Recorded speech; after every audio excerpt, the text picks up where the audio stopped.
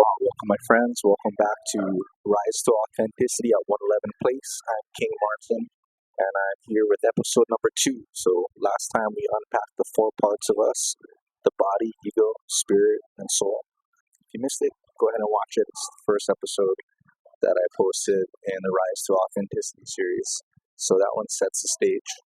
Today, we're diving into the inner war, the invisible battlefield where those 4 parts don't just live, but they clash. And why is this important?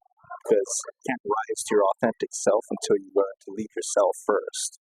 And that doesn't mean controlling yourself, it means listening, aligning, owning all the parts of you that often want different things at the same time.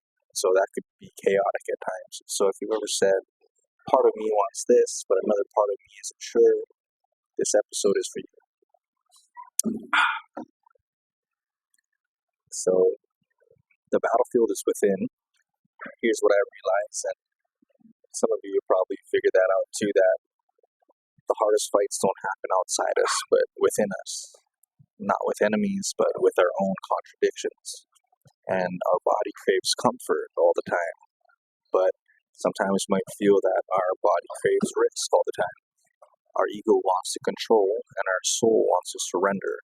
And every day these voices pull at each other. I remember in 2019 when I used to sleep in my car, used to live in my car to try and bypass the high cost of living here in Maui, not having to pay rent, but trying to save money. I was sleeping in my car, broke, no backup plan, but just following this inner pull that was guiding me toward creating something that was bigger than myself. At the same time, my ego was humiliated. My body was exhausted, but my spirit was lit, and my soul was calm. But the tension between all of that was real.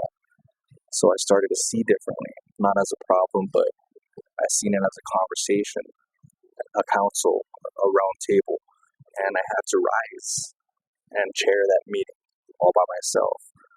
When you don't know who's speaking inside you, you're at war with yourself, but when you recognize the voices, you start leading. That's when the chaos starts turning into clarity. So the big thing is to learn to listen, not just react to it. You see, you've got 4 generals inside of you. That's the way I see it.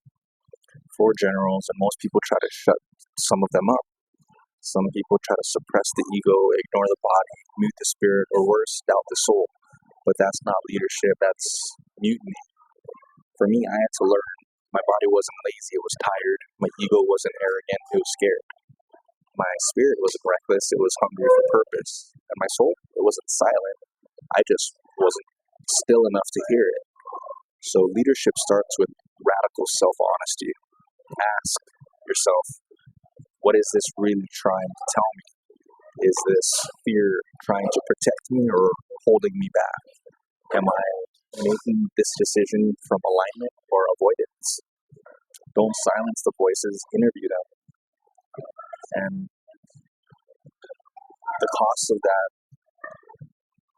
is living a split reality. When your inner world is fractured, your outer world reflects that.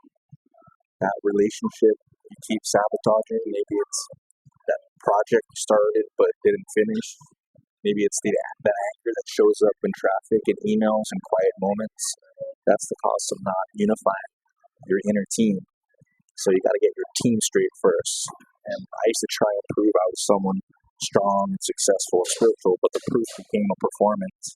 I wasn't leading myself. I was reacting to old wounds, trying to heal my inner wounded child. Until one day I asked, what would it look like to live whole? What would it mean if my body, ego, spirit, and soul were on the same page?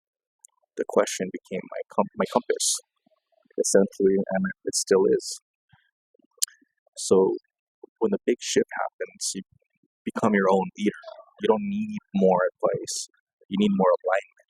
You already have the wisdom. You just haven't trusted your own inner counsel. And here's the shift. Stop letting one part hijack the rest. Let your soul be the CEO. Let your ego be the strategist. Let your spirit be the visionary. Let your body be the vehicle. You're not broken, you're just unled. So try this. In a quiet moment, ask yourself, what do I really need write the answers from each part. Just don't judge, just witness. Then unify and ask, what decisions honor all of me? And that's leadership. That's authenticity. That's power. So the path forward is this. It's not a one-time thing. It's leading yourself. It's a daily commitment. It's showing up to the round table every morning, even when you'd rather not. And the more you practice, the less war you'll feel within, and the more flow you'll find throughout. And you'll begin to notice. You'll begin to notice that you're more decisive, you're more peaceful, you're more rooted. Why?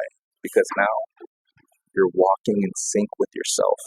And when you do that, people feel it. Life responds, doors open, energy returns.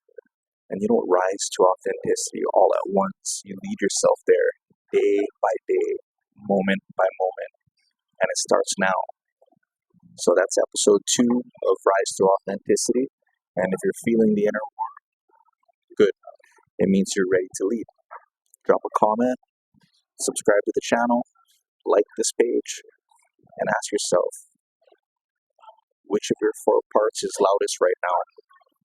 I want to hear your voice in the conversation. I'll read all the comments. Let me know. Subscribe to 111 Place on YouTube.